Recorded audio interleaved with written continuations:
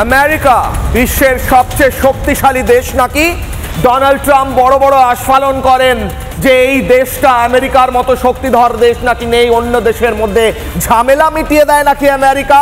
সেই দেশটাকে হাঁটুতে বসাচ্ছে সেই দেশের অবৈধ অনুপ্রবেশকারীরা, যারা কেউ এসেছে আরব থেকে, কেউ এসেছে প্যালেস্তাইন থেকে, কেউ এসেছে এই পাশের দেশ মেক্সিকো থেকে। তাদেরকে সরানোর কথা বলেছিলেন ডোনাল্ড ট্রাম্প।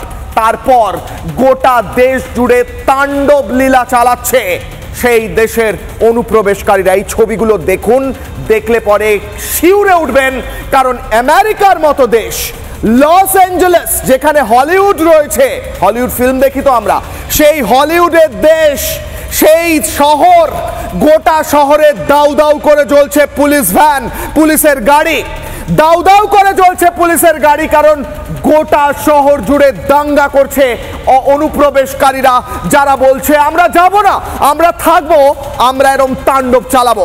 পরের ছবি, একের পর এক ছবি দেখাবো। প্রথমে দেখাচ্ছি আমেরিকার লস অ্যাঞ্জেলেসে। দেখুন পুলিশের গাড়ির ওপর উঠে পতাকা নাড়াচ্ছে খালি গায়ের এই যুবক, এবং চতুর্দিকে দাউ দাউ করে আগুন জ্বলছে। কেন জানেন? কারণ এই অবৈধ অনুপ্রবেশকারীদের এতদিন থাকতে দিয়েছিল এই দেশটা।